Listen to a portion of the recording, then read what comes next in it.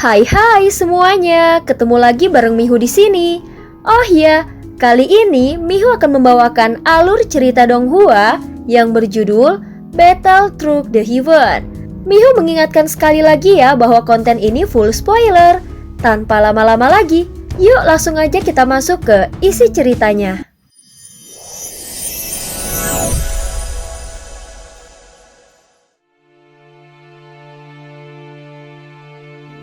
Melanjutkan dari kisah sebelumnya.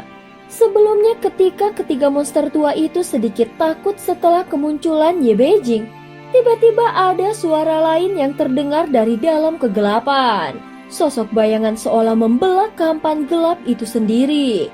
Dia datang secara tiba-tiba dan muncul tanpa suara dari kehampaan. Meskipun terlihat bahwa dia sedang membawa sebuah kuas raksasa di punggungnya dan tingginya hampir seukuran dirinya, Yao Nantian, Beng Ledong, dan Tian Luolan langsung menoleh secara bersamaan. Begitu melihat dengan jelas sosok yang datang, seketika mereka semua menahan nafas dan tubuh mereka gemetar tidak terkendali.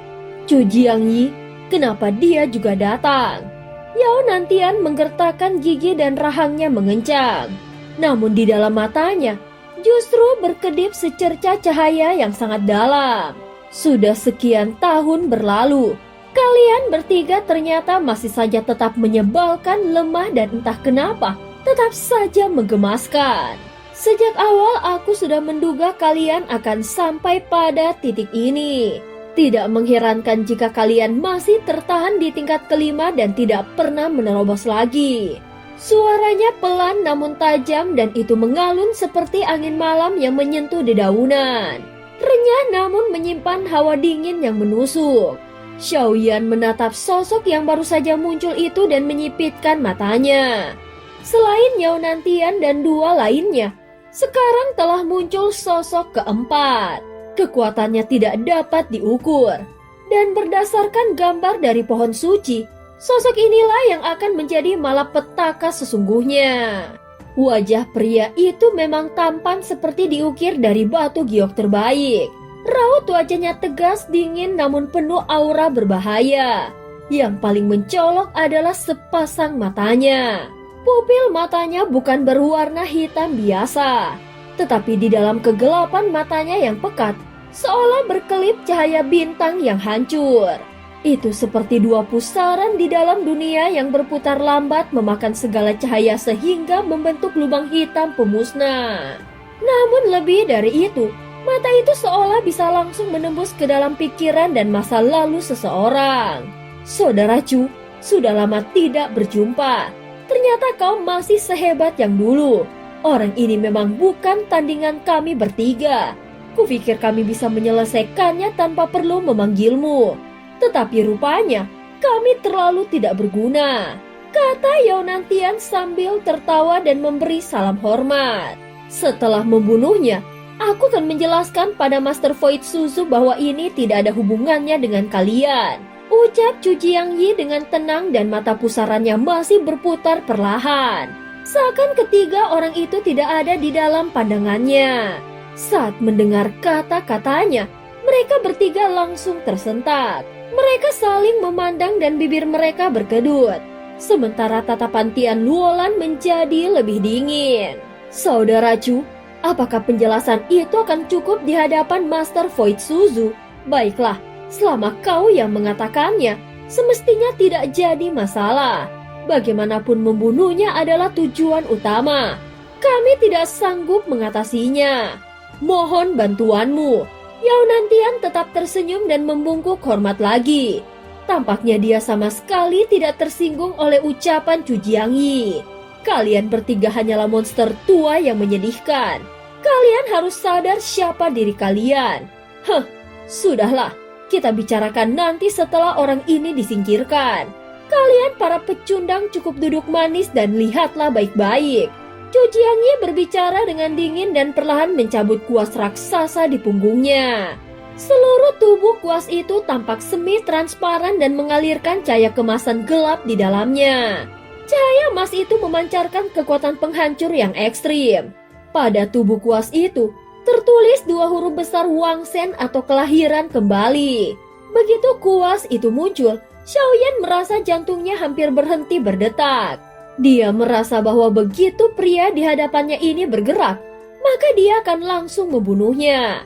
Sebenarnya sepanjang percakapan mereka tadi, Xiaoyan tidak tinggal diam. Dia diam-diam mengaktifkan kekuatan jiwa ilusi dan berusaha memindahkan dirinya menjauh dari tempat ini. Dia menyadari mustahil untuk melawannya dan tetap bertahan di sini. Apalagi kekuatan lawan di hadapannya jauh melebihi kekuatannya. Namun seluruh tempat ini telah disegel oleh kekuatan yang luar biasa. Awalnya Xiaoyan mengira itu adalah kekuatan formasi Tian Luolan. Namun belakangan dia sadar bahwa kekuatan yang menyegel tempat ini bukan berasal dari Tian Luolan, melainkan dari Zhu Jiangyi yang kini berdiri di depannya. Tidak perlu membuang tenaga lagi. Aku datang lebih dulu dari mereka. Tetapi tampaknya kau sudah lupa. Bahkan tatapanmu sangat asing kepadaku.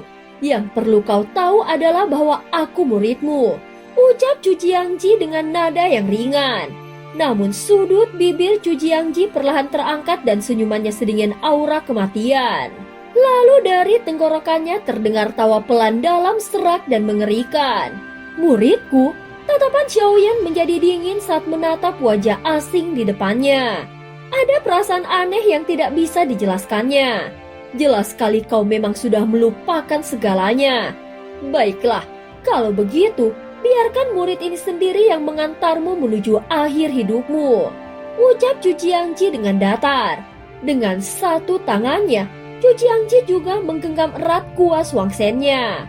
Dia menghentakkannya ke udara dan kuas itu jatuh di atas selembar kertas dan separuh dari permukaannya langsung tertutup oleh guratan warna hitam. Garis demi garis dilukis oleh kuas itu dengan sangat halus. Namun setiap goresannya menguras kekuatan jiwa Xiaoyan. Dengan hukuman kelahiran kembali dan berdasarkan tanggung jawab Xiaoyan sebagai pemilik jiwa ilusi, nasib Xiaoyan kini telah ditentukan. Jiwanya akan binasa, tubuhnya akan musnah dan rohnya pun ditarik menuju kematian. Zhu Jiangji menggoreskan satu garis lagi. Seketika kekuatan kematian menyelimuti kesadaran Xiaoyan sehingga membuatnya dihantui oleh dorongan bunuh diri yang sangat kuat. Xiaoyan tidak bisa lagi hanya diam dengan menunggu kematian. Jadi dia harus bergerak sekarang juga. Namun langkah apa yang bisa membebaskannya dari kebuntuan mutlak ini? Saat berikutnya, tanda seni takdirnya bersinar terang dan di tengah pupilnya cahaya berkedip dengan cepat. Tanpa ragu, dari balik belakang tubuh Xiaoyan dua sosok ilusi muncul dengan cepat. Mereka adalah Fu Xing dan Zhan Suang. Sesaat kemudian, pria tingkat keempat yang pernah direbut jiwa ilusinya juga muncul. Ketiga sosok itu langsung berubah menjadi cahaya lalu menyerbu ke arah Zhu Jiangji dari berbagai arah. Namun mata Zhu Jiangji tetap tenang. Kedua pusaran hitamnya masih berputar lambat dan dia hanya menggoreskan satu guratan kuas lagi.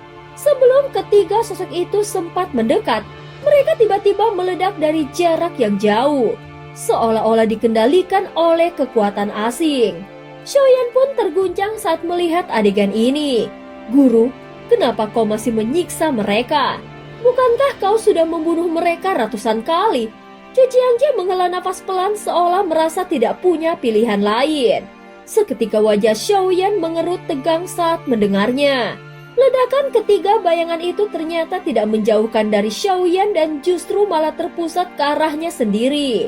Karena ledakan itu muncul secara tiba-tiba dan di luar kendalinya, jadi Xiaoyan tidak sempat bereaksi. Mulutnya memuntahkan darah segar dan kedua matanya memerah karena tekanan yang sangat dahsyat. Semua kekuatan yang dia miliki sudah digunakan untuk menghadapi tiga monster tua sebelumnya. Bahkan tiga sosok yang dibentuk dari seni takdir tidak memberikan hasil nyata dalam pertempuran ini. Sial, apakah aku benar-benar akan mati di sini? Jika Ye Beijing tidak muncul untuk membantuku, maka aku akan berakhir tanpa perubahan apapun. Tatapan Xiaoyan tiba-tiba berkilat tajam. Dia memadukan kembali tubuh utamanya dengan avatar Yuan Shen menjadi satu, menyebabkan kekuatannya kembali ke alam leluhur. 9 tanda bintang pun bersinar terang di alisnya dan dia tumbuh lagi menjadi klan Yuan Shen yang menjulang hingga 100.000 kaki. Namun kekuatan ini hanyalah sementara karena sebelumnya kekuatan avatar Yuan Shen-nya sudah jatuh ke batasnya. Adapun peningkatan kekuatan ini hanyalah hasil dari membakar jiwa dan energi spiritualnya. Aku tidak memiliki ingatan dan kau memanggilku guru. Namun sekarang kau datang untuk membunuhku. Hal yang paling kubenci dalam hidupku ini adalah murid yang menjadi pengkhianat. Tidak peduli seberapa kuat dirimu sekarang, aku akan tetap bertarung melawanmu. Xiaoyan menggenggam tangannya dengan erat. Bukan karena dia tidak ingin kabur dengan jiwa ilusi, namun karena pria di hadapannya telah menutup semua jalan keluarnya terlebih dahulu. Keamanan ini sekarang telah tertutup, bahkan jiwa ilusi tidak bisa menembusnya. Dan Yetian pun tidak bisa masuk ke tempat ini. Tujuannya jelas ingin mengisolasi Xiaoyan sepenuhnya dan memastikan dia mati tanpa bantuan siapapun. Guru, aku suka sebutan itu. Tetapi kau memang benar. Mulai hari ini, akulah yang akan menjadi sang guru. Jadi biarkan aku untuk membalas semua kebaikanmu selama ini di masa lalu. Ucap Zhu Jiangji dengan suara yang dalam. Dan cerita pun berakhir. Terima kasih udah dengerin Mihu dari awal sampai akhir ya. Please jangan lupa untuk like, comment, and subscribe. Sampai jumpa.